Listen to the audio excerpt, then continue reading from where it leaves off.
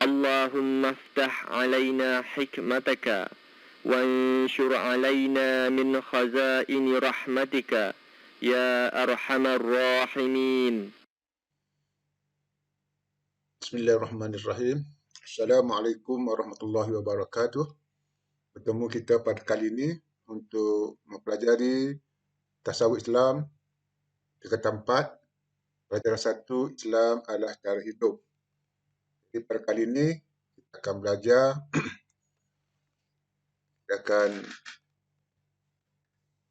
mempelajari pertama pengertian Islam, iman dan ihsan. Yang kedua menyatakan dalil berkaitan dengan Islam, iman dan ihsan. Seterusnya menjelaskan maksud rukun Islam, menerangkan maksud rukun iman, menerangkan maksud rukun ihsan. Seterusnya perbezaan antara rukun iman, rukun Islam dan ihsan. Kemudian kita akan membincangkan cara melaksanakan rukun Islam dalam kehidupan seharian. Seterusnya cara melaksanakan rukun iman dalam kehidupan. Yang ketiga, cara pelaksanaan rukun ihsan dalam kehidupan dan contoh pengamalan Islam sebagai adil. Ini antara perkara-perkara yang akan kita bincangkan dalam tajuk ini. Pelajaran 1, Islam adalah cara hidup. Unit 2, pengertian Islam, iman dan ihsan. Tetapi sebelum tu, diharapkan pelajar-pelajar telah pun mempunyai buku kerja PDPC berfokus KSSM tingkatan 4 dan buku nota. Nota Tasawuf Islam, nota lengkap Eksplorasi A+, Tasawuf Islam, KSSM tingkatan 4 dan tingkatan 5. Dan seterusnya, para pelajar juga telah mempunyai buku teks Tasawuf Islam di harapan. Jadi marilah kita mengetahui, menjelaskan tentang apakah yang dimaksudkan dengan Islam, iman dan ihsan. Pengertian Islam, iman dan ihsan. Apakah yang dimaksudkan dengan Islam?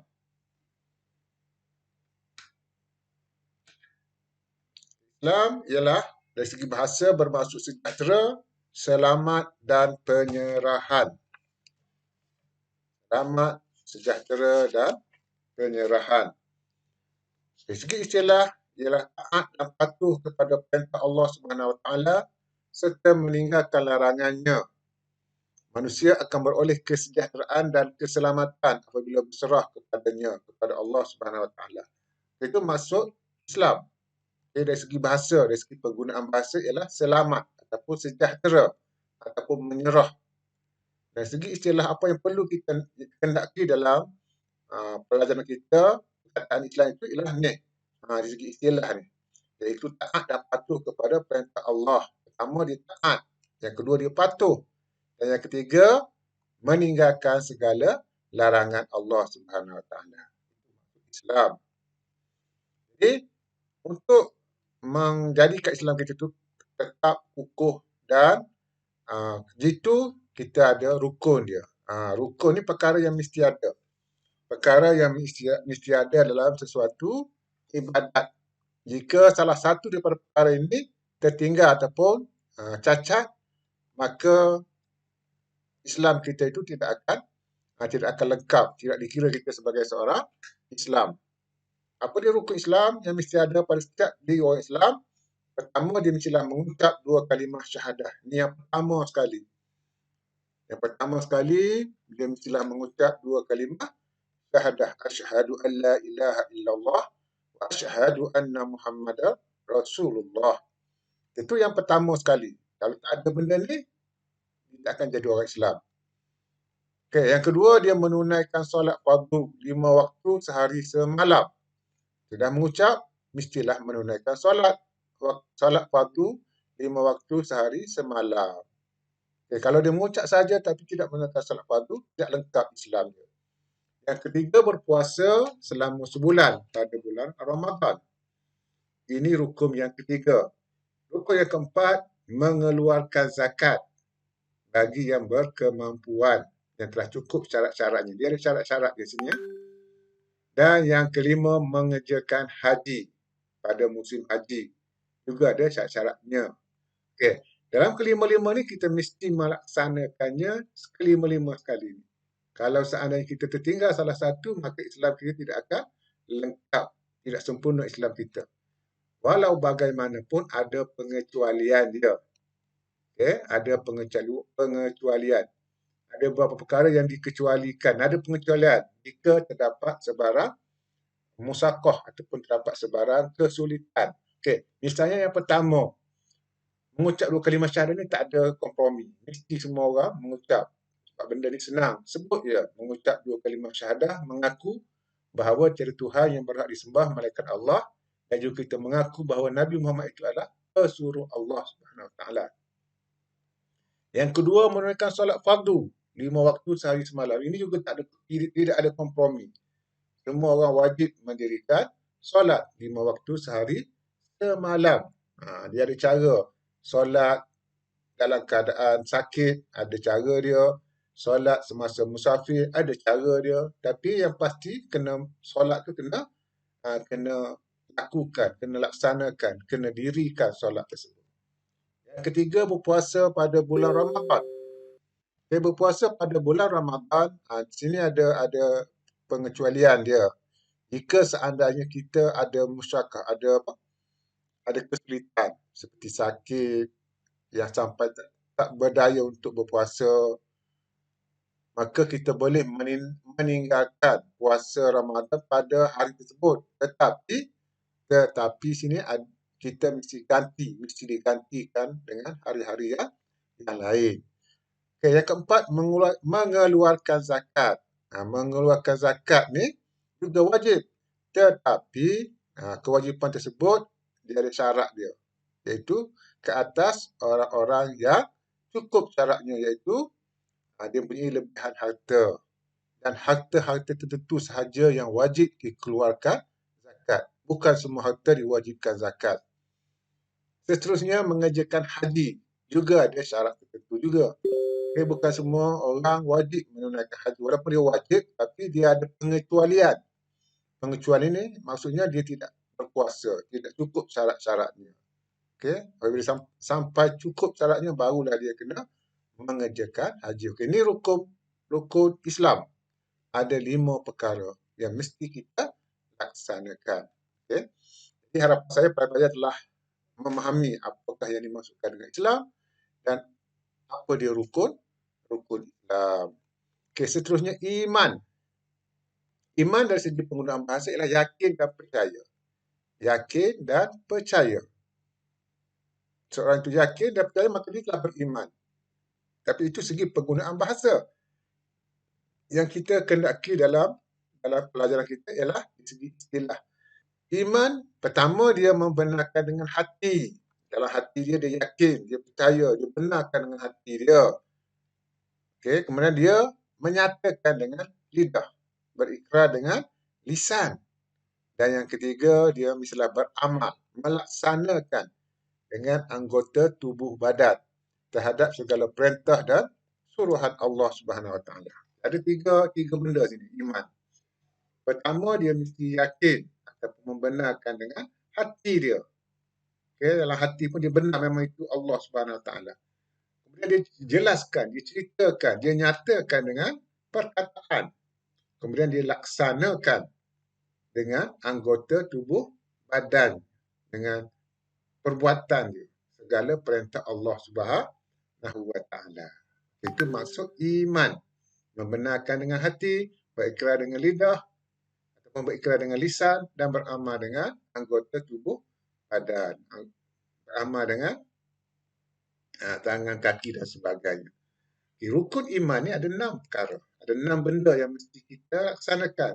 Kalau kita tertinggal ataupun kita cacat salah satu, maka iman kita tidak sempurna. Okey. Ini yang asas ni. Yang pertama, beriman kepada Allah Subhanahu Wa Taala. Kita yakin dengan hati, okey, nyatakan dengan lidah, dan kita laksanakan dengan perbuatan kita bahawa kita percaya kepada Allah Subhanahu Wa Taala. Itu yang pertama, beriman kepada Allah. Dia yakin Allah itu Maha Esa, dia yakin Allah itu Maha mendengar, dia yakin Allah itu Maha mengetahui dan sebagainya. Yang kedua beriman kepada Rasul dan Nabi. Juga kita yakin dengan Rasul, dengan ajaran yang dibawa oleh Nabi, dengan uh, ibadat-ibadat yang dijelaskan oleh Rasulullah, maka kita yakin dan kita laksanakan dengan anggota tubuh badan kita.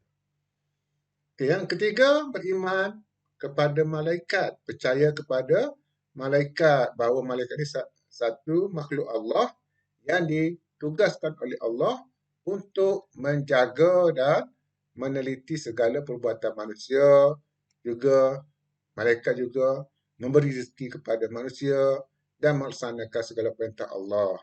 Okay? Malaikat juga ada yang tugas dia mencabut nyawa, tugas dia memberi rezeki, menurunkan hujan dan sebagainya. Itu malaikat. Ada 7 nama malaikat yang wajib kita ketahui dan tugas-tugas masing-masing. Dan kalau kita tidak mengetahui nama-nama malaikat tersebut, 10 nama malaikat tersebut, maka iman kita tidak sempurna. Yang keempat, beriman. Beriman kepada hari akhirat. Kita yakin adanya hari kiamat, hari akhirat. Mana hari yang Allah akan hancurkan segala alam ini dan digantikan dengan alam baru, iaitu alam akhirat. Yang kelima, beriman kepada kitab-kitabnya. Beriman kepada kitab-kitab yang telah diturunkan oleh Allah Subhanahu Wa Taala. Okay, kita yakin bahawa ada 4 kitab yang diturunkan oleh Allah kepada manusia melalui rasul-rasulnya. Kitab Zabur, kitab Taurat, kitab Injil dan kitab Al-Quran. Ada 4 kitab. Okay, yang keenam, kita yakin, kita beriman kepada qada dan qadar Allah SWT. Yakin kepada ketetapan dan pelaksanaan daripada Allah SWT. Apa yang berlaku kat diri kita, ke atas apa saja berlaku, ialah di atas kehendak dan pengiraan Allah SWT. Ketetapan Allah. Allah telah tetapkan berlaku perkara tersebut, maka berlaku. Okay. Ini ada 6 rukun iman yang mesti kita yakin, mesti kita percaya, barulah lengkap iman kita. Okay, ya? Boleh ya? Boleh faham pelajar-pelajar? Ada 6 rukun iman. Iman ni percaya, ataupun yakin. Yakin dengan Allah SWT dan sebagainya. Okay, yang ketiga, ihsan. Apa dia ihsan? Ihsan segi bahasa ialah berbuat kebaikan. Okay, ya? Tapi yang dikendaki dalam pelajaran kita ialah istilah, iaitu kesungguhan dalam melakukan sesuatu ibadah dan pekerjaan semata-mata kerana Allah Subhanahu Wa Taala. Kita lakukan suatu ibadah dengan bersungguh-sungguh, okay, kerana Allah. Sebabnya kerana Allah, bukan kerana sesiapa. Itu ihsan, iaitu ikhlas. Ataupun istilah dia ikhlas.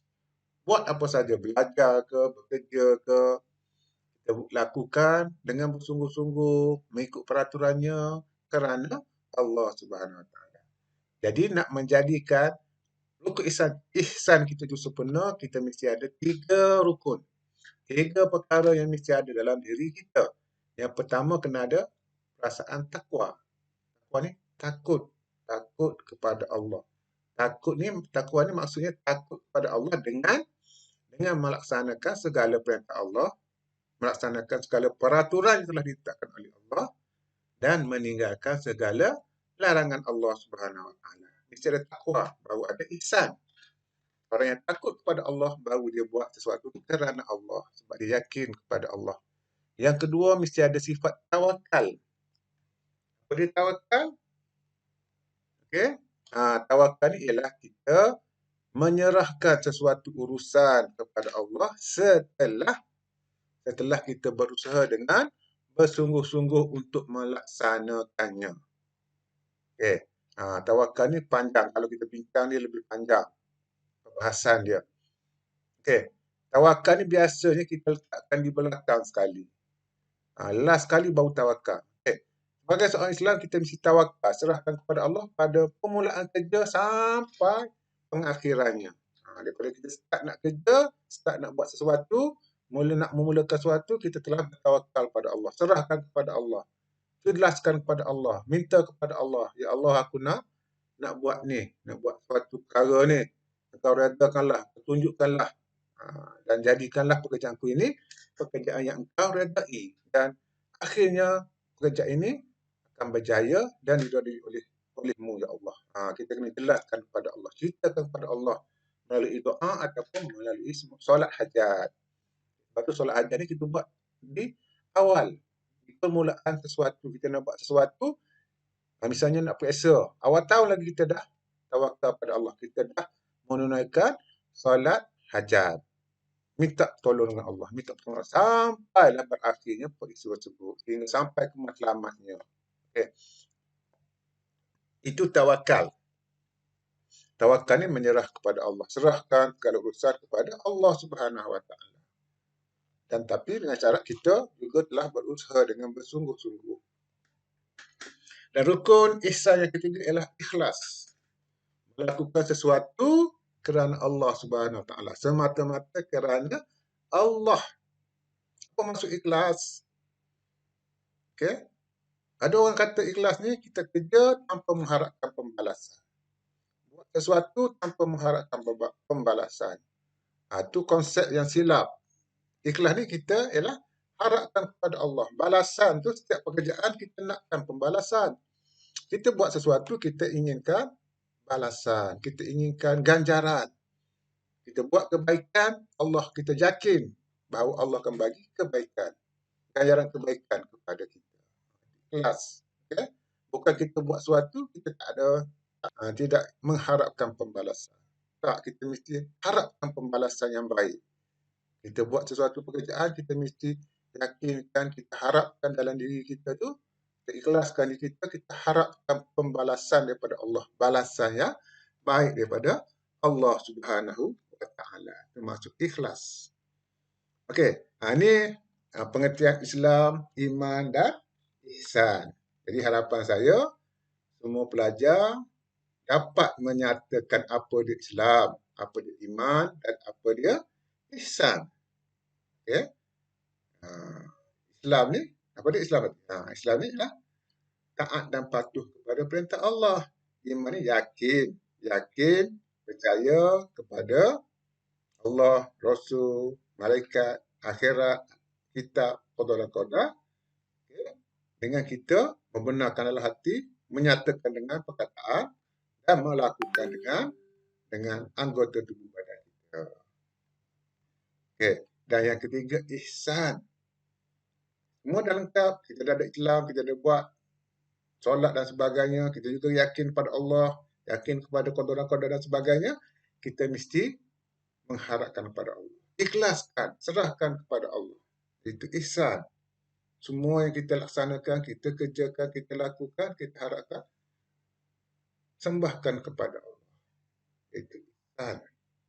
Semata-mata kerana Allah Subhanahu Wa Taala. Okey. Lengkap tiga-tiga rukun ni, maka akan menjadi orang Islam, seorang pelajar Islam, seorang penganut agama Islam yang lengkap, yang sempurna, yang tidak akan goyah keimanannya kepada Allah Subhanahu Wa Taala. Okey, seterusnya, dalil berkaitan dengan Islam, iman dan ihsan. Apa dia dalil, apa dia bukti? Al-Quran ataupun hadis yang berkaitan dengan Islam, iman dan ihsan. Macam mana kita tahu iman tu ada 6 perkara. Islam tu ada 5 perkara. Ihsan tu ada 3 perkara rukun-rukunnya. Okey.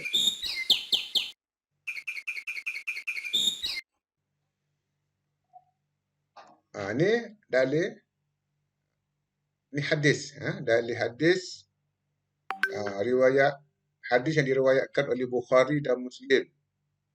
Okay. An Abi Abdurrahman Abdullah bin Umar bin Al-Khattab radhiyallahu anhuma qala sami'tu an-nabi sallallahu alaihi wasallam yaqul bunyal islamu ala khamsin.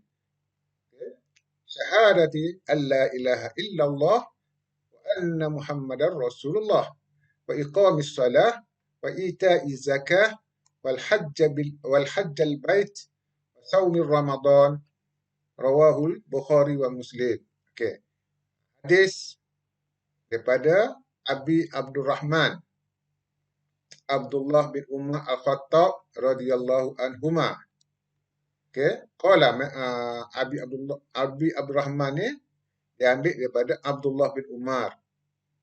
Abdullah Umar bin Khattab radhiyallahu anhuma. Okey. Dia kata apa dia? Abraham kata apa? Aku mendengar Nabi SAW bersabda, Islam dibangunkan di atas 5 perkara. Dibangunkan Islam atas 5 perkara. Yang pertama, syahadati an la ilaha illallah wa anna Muhammadar Rasulullah. Pertama, penyaksian bahawa tidak ada yang berhak disembah dengan benar kecuali Allah Subhanahu Wa Taala dan Muhammad adalah utusan Allah, Rasulullah. Itu yang pertama, mengucap 2 kalimat syahadah. Yang kedua, wa iqamis salah, mendirikan solat. 5 waktu sehari semalam. Ita'iz zakah, dan yang ketiga menunaikan zakat. Wal hajjal bait. Yang ketiga, 1 2 3, yang keempat menunaikan haji. Dan yang kelima, wasaumir Ramadan, dan berpuasa pada bulan Ramadan. Okey. Ini bukti dalil yang menunjukkan bahawa Islam tu terbina di atas 5 perkara. Okey, itu yang pertama. Itu dalil bukti bahawa Islam tu terbina atas 5 perkara. Okay, yang kedua, iman. Apa dia iman? Juga hadis yang diriwayatkan oleh Muslim. Dari Umar bin Al-Khattab, beliau berkata, suatu ketika kami, itu para sahabat, duduk di dekat Rasulullah sallallahu alaihi wasallam. Tiba-tiba muncul kepada kami seorang lelaki mengenakan pakaian yang sangat putih dan rambutnya amat hitam. Tak terlihat padanya tanda-tanda bekas perjalanan dan tidak ada seorang pun di antara kami yang mengenalnya. Ia segera duduk di hadapan Nabi, lalu lututnya disandarkan kepada lutut Nabi dan meletakkan kedua tangannya di atas kedua paha Nabi. Kemudian ia berkata, ada depannya. Kemudian ia bertanya lagi, beritahuku tentang iman. Beritahuku tentang iman. Nabi menjawab, iman adalah pertama, engkau beriman kepada Allah Subhanahu Wa Taala. Yang kedua, malaikatnya. Yang ketiga, kitab-kitabnya. Yang keempat, para rasulnya. Yang kelima, hari akhirat. Dan yang keenam, beriman kepada takdir Allah yang baik dan yang buruk. Ini juga hadis daripada riwayat Muslim. Okey. Ini hadis yang diambil daripada Umar bin Al-Khattab. Siapa dia Umar Al-Khattab? Umar Al-Khattab adalah khalifah kedua selepas Abu Bakar. Okey. Pada khalifah adalah gelaran yang diberikan kepada pengganti Nabi Muhammad dalam kepimpinan umat Islam. Okey. Ini khalifah kedua, Umar bin Al-Khattab. Okey, Umar Al-Khattab khalifah kedua yang berkuasa pada tahun 634 sehingga 640 Masehi. Umar Al-Khattab berkuasa khalifah kedua yang memerintah daripada tahun 634 Masehi hingga 644 Masehi. Beliau juga diklasifikasikan sebagai salah satu khulafah ar-Rasyidin. Umar adalah salah seorang sahabat utama Nabi Muhammad sallallahu alaihi wasallam dan juga bapa kepada Hafsah, isteri Nabi Muhammad sallallahu alaihi wasallam. Umar adalah seorang pemimpin yang hebat dan suri teladan dalam hal-hal Islam, dan beberapa hadis menyebutnya sebagai sahabat Nabi yang paling penting selepas Abu Bakar. Okey, ini Umar Al-Khattab secara ringkas. Okey.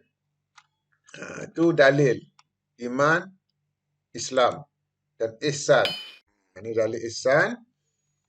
Kalau hadis tadi juga, hadis yang panjang tadi, hadis riwayat Muslim juga tadi. Kemudian selepas dia bertanya tentang Islam, iman, pemuda tadi, dia bertanya lagi. Beritahukan kepadaku tentang ihsan. Pemuda tadi tanya Rasulullah lagi tentang ihsan. Nabi SAW menjawab, hendaklah engkau beribadah kepada Allah Subhanahu Wa Taala seakan-akan engkau melihatnya. Kalaupun engkau tidak melihatnya, sesungguhnya dia melihatmu. Ia berkata, engkau benar. Kemudian lelaki tersebut segera pergi.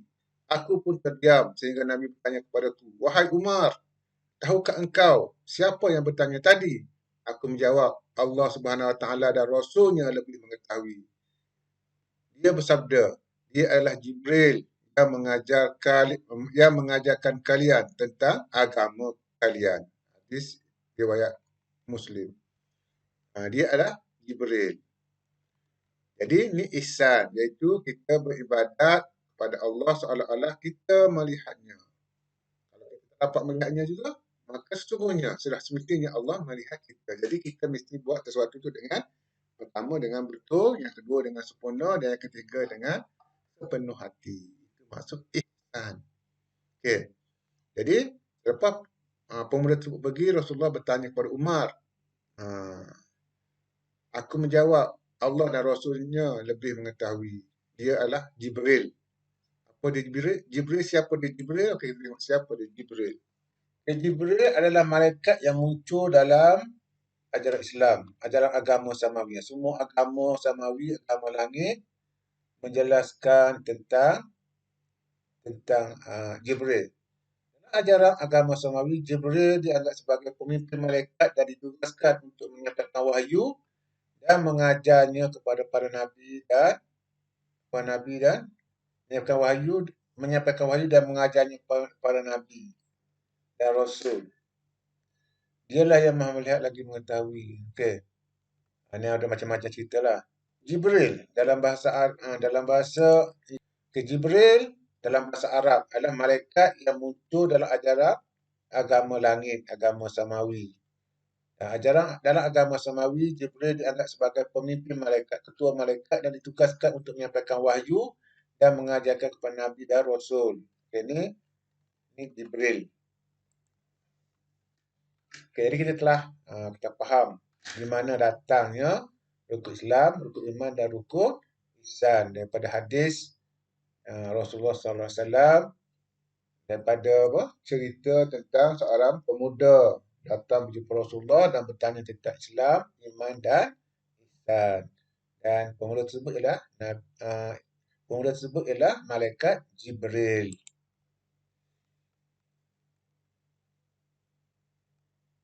Okey, seterusnya apakah maksud secara detail rukun Islam secara detail? Ini panjang ni, okey. Pertama, rukun Islam yang pertama mengucap 2 kalimah syahadah. Okey, ini bunyi dia, asyhadu an la ilaha illallah wa asyhadu anna Muhammadar Rasulullah. Penyaksian bahawa tiada Tuhan melainkan Allah Subhanahu Wa Taala dan bersaksi bahawa Nabi Muhammad SAW merupakan utusan Allah Subhanahu Wa Taala. Bismillahirrahmanirrahim. Assalamualaikum warahmatullahi wabarakatuh. Tuan-tuan dan puan-puan yang saya kasihi sekalian, InsyaAllah pada kali ini kita akan bincangkan tentang rukun Islam yang pertama, iaitulah An-Nutqu Bisyahadatain. An-Nutqu bermaksud mengucap ataupun melafazkan. Bisyahadatain bermaksud 2 kalimah syahadah. Lafaz syahadah yang dimaksudkan ialah Asyhadu an la ilaha illallah. Asyhadu bermaksud aku bersaksi ataupun aku berikrar. An la ilaha, bahawa tiada, la tiada, ilaha Tuhan, illa melainkan Allah. Asyhadu an la ilaha, aku bersaksi ataupun aku berikrar bahawa tiada Tuhan illallah, melainkan Allah Subhanahu Wa Taala. Seterusnya, wa asyhadu anna Muhammadar Rasulullah. Wa asyhadu, dan aku bersaksi ataupun aku berikrar, anna Muhammadan, bahawa Nabi Muhammad Rasulullah adalah pesuruh ataupun Rasul kepada Allah. Syukran jazilan. Wassalamualaikum warahmatullahi wabarakatuh. Itu tadi mengucap 2 kalimah syahadah. Apakah kepentingan mengucap 2 kalimah syahadah ni? Mengapa dikatakan, diletakkan mengucap dua kalimah syahadah ni rukun Islam yang pertama. Setiap orang nak masuk Islam, nak meluk agama Islam mesti membuat ikrar tersebut. Ini kepentingannya. Pertama, mengucap dua kalimah syahadah merupakan syarat utama menentukan seorang itu telah menerima Islam sebagai agamanya. Syarat utama menjelaskan bahawa telah menerima Islam. Dengan kata lain, sahnya iman seseorang adalah dengan menyatakan dua kalimah syahadah. Kalau dia tak enggan mengucap dua kalimah syahadah, dia mengaku orang Islam, tapi dia tak dapat mengucap dua kalimah syahadah, maka imannya boleh dipersoalkan. Yang kedua, kesempurnaan iman individu adalah bergantung kepada pemahaman kalimah syahadah. Kena faham, baru iman dia mantap. Yang ketiga, penyataan la ilaha illallah merupakan penerimaan, penghambaan kepada Allah Subhanahu Wa Taala dengan melaksanakan segala peraturan yang telah ditetapkan oleh Allah Subhanahu Wa Taala. La ilaha illallah, tiada Tuhan melainkan Allah. Menjelaskan bahawa kita telah menerima Allah sebagai Tuhan kita. Yang keempat, penyataan Muhammad Rasulullah pula bermaksud penerimaan cara bahawa Nabi Muhammad merupakan utusan Allah Subhanahu Wa Taala yang menyampaikan segala wahyu yang telah diterima daripada Allah Subhanahu Wa Taala. Okey. Pengakuan kita bahawa Muhammad itu pesuruh Allah, kita telah mengakui bahawa Nabi Muhammad adalah utusan Allah yang menyampaikan segala wahyu yang telah diterima daripada Allah. Yang kelima, dua kalimah syahadah merupakan asas kepada penerimaan sesuatu ibadat oleh Allah Subhanahu Wa Taala. Okay, mantapnya dua kalimah syahadah ni barulah diterima segala ibadat, amal ibadat kita. Kalaulah dua kalimah syahadah ni tidak mantap, longgar, maka ibadah yang kita lakukan tidak akan diterima oleh Allah Subhanahu Wa Taala. Itu mengucap dua kalimah syahadah yang pertama. Okay, yang kedua, menunaikan solat fardu 5 waktu sehari semalam. Dia solat iaitu ibadah yang mengandungi perkataan dan perbuatan yang dimulai dengan takbiratul ihram dan diakhiri dengan salam. Solat yang difardukan ialah subuh, zuhur, asar, maghrib dan isyak. Ni 5 waktu tu, subuh, zuhur, asar, maghrib dan isyak.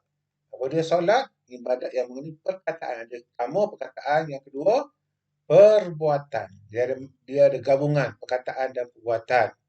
Ada yang berbentuk perkataan macam surah Al-Fatihah, membaca selawat,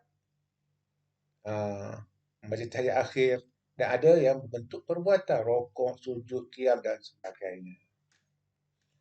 Dimulai dengan takbiratul ihram dan diakhiri dengan salam. Kita tengok secara lebih detail.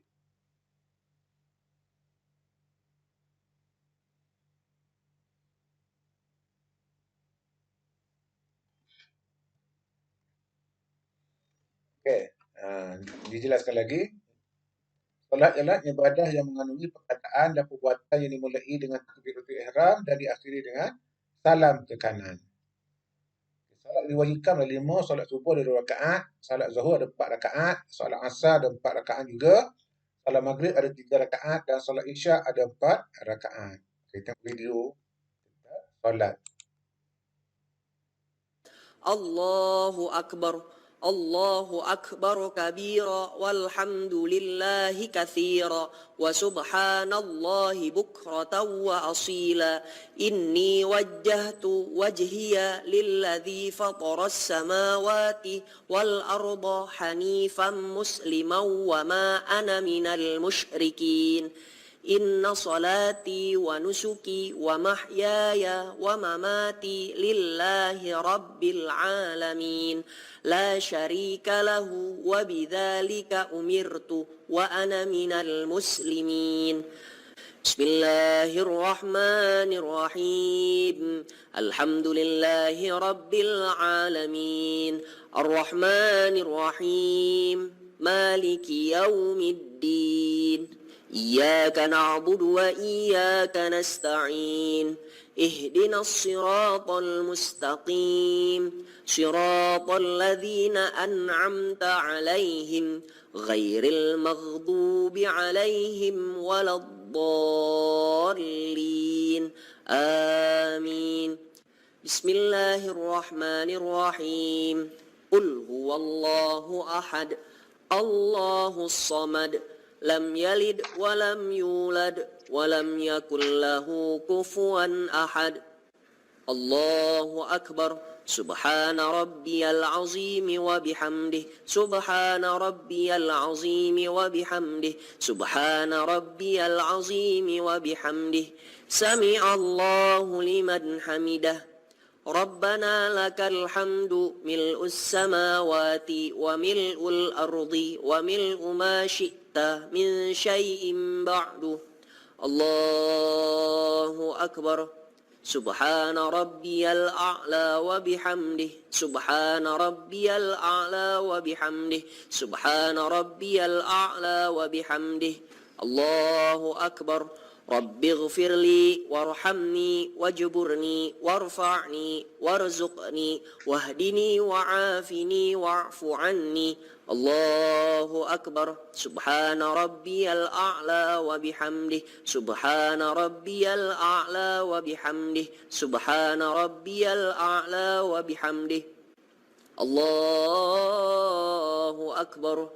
بسم الله الرحمن الرحيم. الحمد لله رب العالمين الرحمن الرحيم مالك يوم الدين إياك نعبد وإياك نستعين اهدنا الصراط المستقيم صراط الذين أنعمت عليهم غير المغضوب عليهم ولا الضالين آمين. بسم الله الرحمن الرحيم. إنا أعطيناك الكوثر فصل لربك وانحر إن شانئك هو الأبتر. الله أكبر. سبحان ربي العظيم وبحمده سبحان ربي العظيم وبحمده سبحان ربي العظيم وبحمده سمع الله لمن حمده. ربنا لك الحمد ملء السماوات وملء الأرض وملء ما شئت من شيء بعد. الله أكبر. سبحان ربي الأعلى وبحمده سبحان ربي الأعلى وبحمده سبحان ربي الأعلى وبحمده. الله أكبر.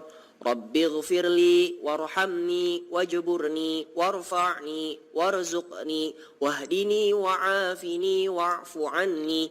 الله أكبر. سبحان ربي الأعلى وبحمده سبحان ربي الأعلى وبحمده سبحان ربي الأعلى وبحمده. الله أكبر. التحيات المباركات الصلوات الطيبات لله. السلام عليك أيها النبي ورحمة الله وبركاته. السلام علينا وعلى عباد الله الصالحين. أشهد أن لا إله إلا الله وأشهد أن محمد رسول الله. اللهم صل على سيدنا محمد وعلى آل سيدنا محمد. الله أكبر. بسم الله الرحمن الرحيم. الحمد لله رب العالمين الرحمن الرحيم مالك يوم الدين إياك نعبد وإياك نستعين اهدنا الصراط المستقيم صراط الذين أنعمت عليهم غير المغضوب عليهم ولا الضالين آمين. الله أكبر. سبحان ربي العظيم وبحمده. سبحان ربي العظيم وبحمده. سبحان ربي العظيم وبحمده. سمع الله لمن حمده. ربنا لك الحمد ملء السماوات وملء الأرض وملء ما شئت من شيء بعد. الله أكبر. سبحان ربي الأعلى وبحمده. سبحان ربي الأعلى وبحمده. سبحان ربي الأعلى وبحمده. الله أكبر. رب اغفر لي وارحمني واجبرني وارفعني وارزقني واهدني وعافني واعف عني. الله أكبر. سبحان ربي الأعلى وبحمده. سبحان ربي الأعلى وبحمده. سبحان ربي الأعلى وبحمده. الله أكبر. بسم الله الرحمن الرحيم. الحمد لله رب العالمين. الرحمن الرحيم. مالك يوم الدين. إياك نعبد وإياك نستعين. اهدنا الصراط المستقيم. صراط الذين أنعمت عليهم غير المغضوب عليهم ولا الضالين. آمين. الله أكبر. سبحان ربي العظيم وبحمده. سبحان ربي العظيم وبحمده. سبحان ربي العظيم وبحمده. سمع الله لمن حمده. ربنا لك الحمد ملء السماوات وملء الأرض وملء ما شئت من شيء بعد. الله أكبر. سبحان ربي الأعلى وبحمده. سبحان ربي الأعلى وبحمده. سبحان ربي الأعلى وبحمده. الله أكبر. رب اغفر لي وارحمني واجبرني وارفعني وارزقني واهدني وعافني واعف عني. الله أكبر. سبحان ربي الأعلى وبحمده. سبحان ربي الأعلى وبحمده. سبحان ربي الأعلى وبحمده. الله أكبر. التحيات المباركات الصلوات الطيبات لله. السلام عليك أيها النبي ورحمة الله وبركاته. السلام علينا وعلى عباد الله الصالحين. أشهد أن لا إله إلا الله وأشهد أن محمدا رسول الله. اللهم صل على سيدنا محمد وعلى آل سيدنا محمد كما صليت على سيدنا إبراهيم وعلى آل سيدنا إبراهيم وبارك على سيدنا محمد وعلى آل سيدنا محمد كما باركت على سيدنا إبراهيم وعلى آل سيدنا إبراهيم في العالمين إنك حميد مجيد. السلام عليكم ورحمة الله. السلام عليكم ورحمة الله. Okey. Itu bacaan dan solat. Cara pergerakan solat dan baca bacaan dalam solat yang penuh. Penuh tadi solat 4 rakaat. Solat yang 4. Apakah kepentingan solat? Kepentingan solat kepada kehidupan seorang Muslim. Okay, pertama, solat merupakan tiang agama. Berdirinya agama kerana solat. Kalau kita tidak mendirikan solat, tidak melaksanakan ibadat solat, maka agama kita akan runtuh dengan sendiri. Okay, yang kedua, solat merupakan ibadat yang pertama sekali diperiksa. Yang mula-mula sekali diperiksa oleh Allah Subhanahu Wa Taala di akhirat kelak. Apabila telah sempurna ibadat solat kita, maka ibadat-ibadat lain akan dicek, akan diperiksa oleh Allah Subhanahu Wa Taala. Jika sempurna solat, baru diperiksa yang lain. Kalau ibadat solat kita tidak sempurna, maka ibadat-ibadat lain yang kita lakukan tidak akan dinilai oleh Allah SWT. Jadi kesimpulannya kita akan dihumbankan ke neraka sebab segala amal kebaikan yang kita lakukan di atas dunia ini tidak terpakai, tidak dikira oleh Allah sebab ibadat solat kita tidak diterima oleh Allah SWT. Yang ketiga, ibadat solat merupakan pencegah kepada perbuatan keji dan mungkar. Ibadat solat boleh menghalang diri kita daripada melakukan perbuatan keji dan mungkar. Perbuatan keji itu perbuatan yang dilarang, perbuatan yang dibenci oleh orang ramai. Perbuatan mungkar adalah perbuatan yang dilarang oleh agama. Jadi, dengan mendirikan solat, secara automatik dia dapat mencegah, dapat menghalang kita daripada melakukan perbuatan keji dan mungkar. Yang keempat, ibadat solat juga dapat menghapuskan dosa kecil, mendapat menghapuskan dosa-dosa yang kita lakukan sepanjang hari. Misalnya antara Zuhur dengan Asar, kita solat Asar, maka ibadat tersebut, solat tersebut dapat menghapuskan dosa-dosa kecil yang kita lakukan antara solat Asar, antara solat Zuhur dengan Asar. Dan begitulah seterusnya. Okey, yang kelima, akan mendapat cahaya petunjuk dan keselamatan pada hari kiamat, hari akhirat. Solat ni akan memberikan kita cahaya petunjuk di hari akhirat. Di mana manusia memerlukan petunjuk, memerlukan keselamatan pada hari tersebut, dan yang boleh menyelamatkan kita pada hari tersebut ialah ibadat solat yang kita lakukan. Itu yang kedua, solat, menunaikan solat 5 waktu sehari semalam. Yang ketiga, mengeluarkan zakat. Apa dia mengeluarkan zakat? Iaitu ibadat dengan mengeluarkan sebahagian daripada harta tertentu pada kadar yang tertentu dengan syarat-syarat yang tertentu. Zakat tersebut adalah zakat fitrah dan zakat harta. Okey. Dia ada mengeluarkan harta tertentu dengan syarat tertentu dengan kadar tertentu. Kita tengok detail dia zakat.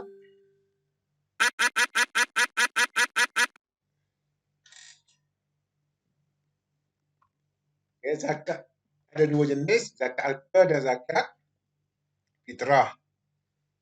Ini harta yang diwajibkan zakat. Pertama, zakat pendapatan. Pendapatan yang kita perolehi daripada hasil pekerjaan kita mesti dikeluarkan zakat. Yang kedua, harta perniagaan. Harta yang kita lakukan perniagaan mesti keluar zakat. Emas dan perak. Yang keempat, harta rikas, iaitu harta karun lah, kita kata harta karun, harta yang dijumpai di dalam tanah dan diyakini harta tersebut adalah daripada zaman dahulu. Yang kelima, wang simpanan. Duit yang kita simpan dalam bank mesti dikeluarkan zakat. Yang keenam, iaitu hasil pertanian. Hasil pertanian ini yang berbentuk biji-bijian. Malaysia ni, iaitu padi. Pertama dia biji-bijian, yang kedua makanan ruji. Dia merupakan makanan asasi bagi kawasan tersebut. Hasil pertanian. Dan yang ketujuh, binatang ternakan yang boleh dimakan. Syarat dia binatang ternakan yang 4 kaki. Yang 4 mempunyai 4 kaki yang wajib dikeluarkan zakat. Ini 7 jenis harta yang wajib dikeluarkan zakat apabila telah cukup syarat-syaratnya. Ada syarat dia. Syarat dia cukup haul dan cukup nisab. Kalau tak cukup syarat, maka tak wajib keluar zakat. Kita tengok video tentang zakat.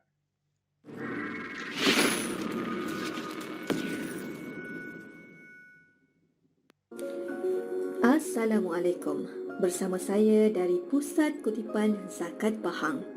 Hari ini saya nak bagi tahu tuan-tuan tentang apa itu zakat. Zakat ni nak membersihkan harta kita dari hak-hak orang lain serta membersihkan diri dan juga hati kita daripada sifat-sifat terlampau sayangkan harta ataupun sifat-sifat kedekut dan juga bakhil. Pada masa yang sama, untuk membersihkan diri dan juga hati kita dari sifat-sifat dengki dan dendam terhadap orang lain. Jadi dengan berzakat, insya-Allah akan membersihkan diri kita dari semua perkara tersebut. Sekian, 1 minit dakwah zakat. Okey, itu tadi kelebihan zakat. Okey. Ataupun rahsia zakat, mengapa kena keluarkan zakat. Okey, seterusnya kepentingan zakat. Apakah kepentingan zakat? Mengapa Islam menyuruh kita mengeluarkan zakat? Pertama, untuk membersihkan harta. Maksud bersihkan harta ni, misalnya dalam harta kita tu ada juga terdapat hak orang lain. Dengan kita mengeluarkan zakat, maka kita telah mengeluarkan hak orang lain terhadap hak tersebut. Jadi harta yang kita miliki itu merupakan 100% harta kita. Tak ada melibatkan orang lain. Apabila harta tersebut telah dikeluarkan zakat. Kalau tak keluarkan zakat, maka kita telah bercampur harta kita dengan hak orang lain. Hak orang fakir miskin dan sebagainya. Yang kedua, dapat membantu golongan yang kurang bernasib baik. Ada orang yang cacat, yang tidak berupaya untuk bekerja, yang tidak ada sumber pendapatan. Jadi dengan mengeluarkan zakat ni, kita dapat membantu golongan tersebut secara tidak langsung dan secara langsung. Zakat itu dapat membantu mereka. Dan yang keseterusnya, dapat mengeratkan hubungan sesama manusia. Okay? Hubungan sesama manusia akan dapat dieratkan dengan zakat. Ini zakat. Zakat ada dua, zakat harta dan zakat fitrah. Zakat fitrah ni adalah zakat badan. Wajib dikeluarkan oleh semua umat Islam pada akhir bulan Ramadan. Okay? Pada bulan Ramadan. Bulan 1 Ramadan hingga 1 Syawal. Itu ada syarat-syarat dia. Okey, seterusnya yang keempat, rukun Islam yang keempat ialah berpuasa pada bulan Ramadan. Itu ibadah dengan cara menahan diri daripada makan dan minum dan perkara-perkara yang membatalkan puasa daripada terbit fajar siddiq hingga terbenam matahari. Puasa wajib ditunaikan pada bulan Ramadan. Okey, tengok apa dia puasa secara lebih detail. Okey. Puasa menahan diri daripada makan dan minum dan perkara yang membatalkan puasa dari terbit fajar siddiq hingga terbenam matahari. Apa pentingnya puasa? Kita tengok dulu video tentang puasa. Puasa menurut bahasa adalah menahan diri dari sesuatu, sedangkan puasa menurut istilah adalah menahan diri dari segala perbuatan yang membatalkan puasa, seperti makan, minum, muntah dengan sengaja, onani, hubungan suami istri, dan sebagainya. Puasa merupakan momen di mana kita harus mengendalikan hawa nafsu secara batiniah maupun lahiriah. Dalam ajaran agama Islam, puasa termasuk salah satu rukun Islam yang keempat, yang artinya sudah barang tentu setiap muslim harus melaksanakan kewajiban berpuasa selama di bulan Ramadan. Namun, apakah perlu manusia berpuasa? Dan buat apa sih kita berpuasa? Banyak alasan mengapa kita perlu berpuasa. 1.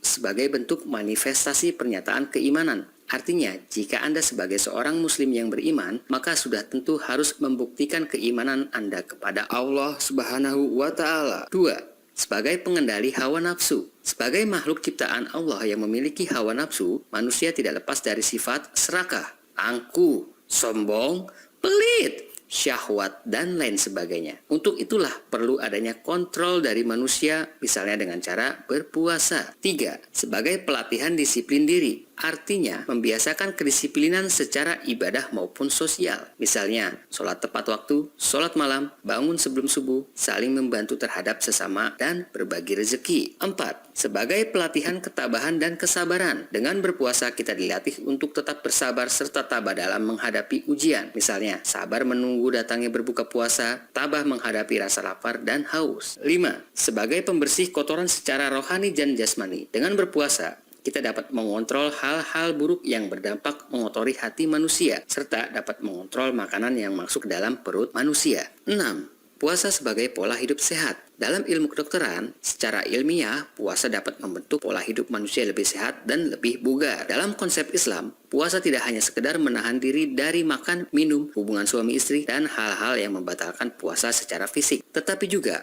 menahan diri dari segala hal-hal yang menyebabkan hilangnya pahala puasa, seperti berbohong, membicarakan aib orang, memfitnah, dan perbuatan maksiat lainnya. Pada saat bersamaan, puasa pun harus dilengkapi dan diselaraskan dengan ibadah-ibadah lainnya. Tidak hanya ibadah yang berdimensi vertikal, tetapi juga berdimensi horizontal.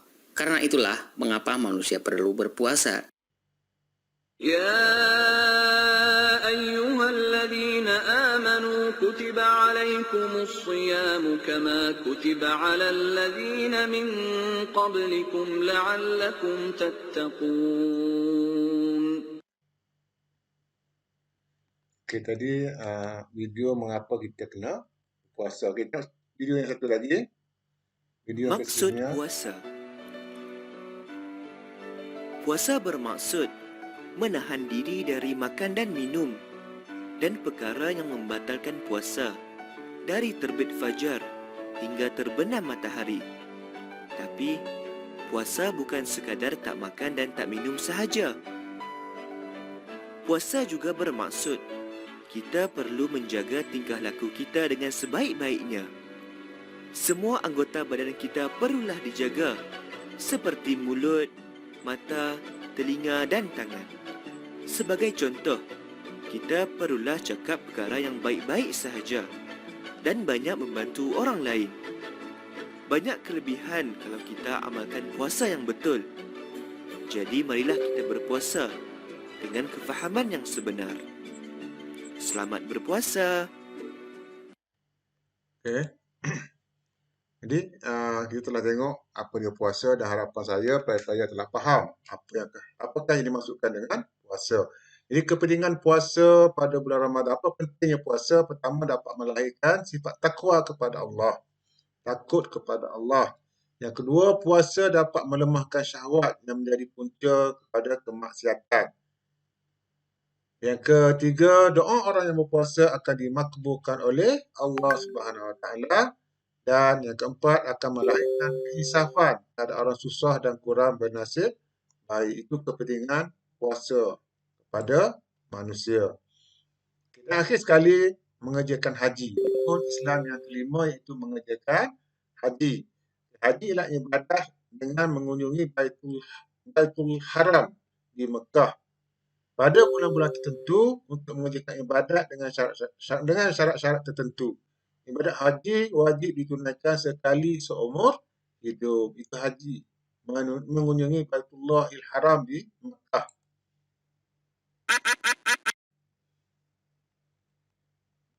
Okay. Ibadat dengan mengunjungi Baitullahil Haram di Mekah kerana mengerjakan ibadat tertentu pada masa tertentu dengan syarat tertentu.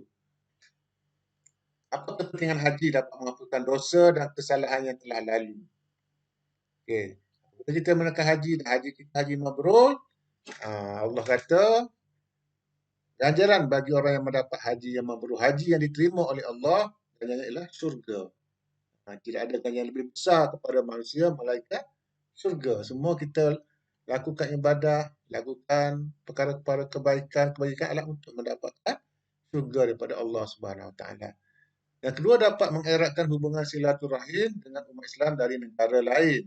Yang ketiga, dapat menghasilkan manfaat ukhrawi seperti zikrullah, tawaf, solah di tanah paling suci di muka bumi dan memuliakan ibadah kepada Allah dan syiarnya. Okay, ini antara kepentingan ibadah haji kepada umat Islam.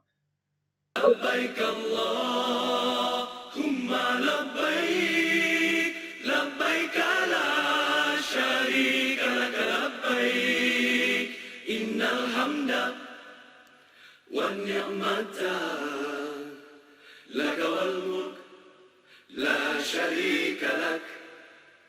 Labbaik Allahumma labbaik, labbaik la syarika lak labbaik, innal hamda wan ni'mata laka wal mulk la syarika lak. Pergi haji artinya menuju Allah yang esa, membawa hati dan diri yang hina, memberi hadiah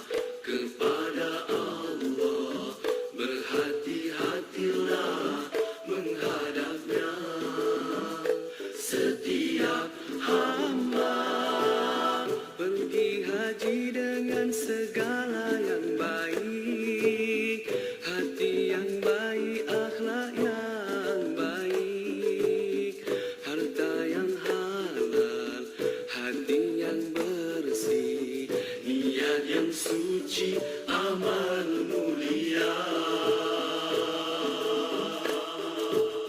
Pergi haji, ilmu tentangnya mestilah ada, agar syarat dan rukun tepat sempurna, sah dan batalnya dapat dijaga, agar amalan hajinya tidak sia-sia.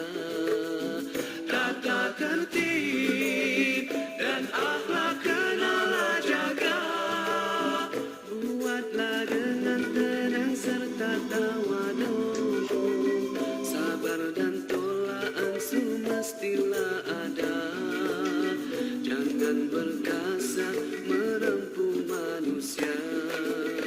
Labbaik Allahumma labbaik, labbaik la syarika laka labbaik, innal hamda wan ni'mata.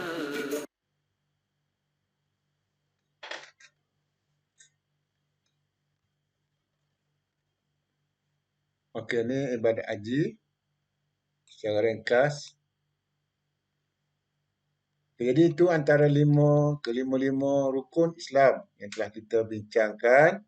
Mudah-mudahan pelajar-pelajar telah dapat memahami dengan sepenuhnya apakah yang dimaksudkan dengan rukun Islam. InsyaAllah kita berhenti sini. Okay. Kita berhenti sini. Kita akan sambung balik. Sambung lagi selepas ni dalam siri-serinya tentang rukun iman, rukun ihsan. Okay. Jadi harapan saya pelajar-pelajar telah dapat memahami apakah yang dimaksudkan dengan rukun iman, rukun Islam dan ihsan secara ringkas, dan rukun Islam secara lebih detail tadi yang kita telah bincangkan. Dan saya akan letakkan link untuk latihan. Latihan dalam ulasan di bawah. Pelajar boleh tengok dalam ulasan untuk buat latihan. Itu saja pada kali ini. Apa yang baik daripada Allah, apa yang buruk merupakan kelemahan saya. Dan kita sudahi dengan tasbih kafarah dan baca surah Wal-Asr. Subhanakallahumma wa bihamdika ashhadu an la ilaha illa anta astaghfiruka wa atubu ilaik. A'udzu billahi minasy syaithanir rajim. Bismillahirrahmanirrahim. Wal 'asri innal insana lafi khusr إلا الذين آمنوا وعملوا الصالحات وتواصوا بالحق وتواصوا بالصبر.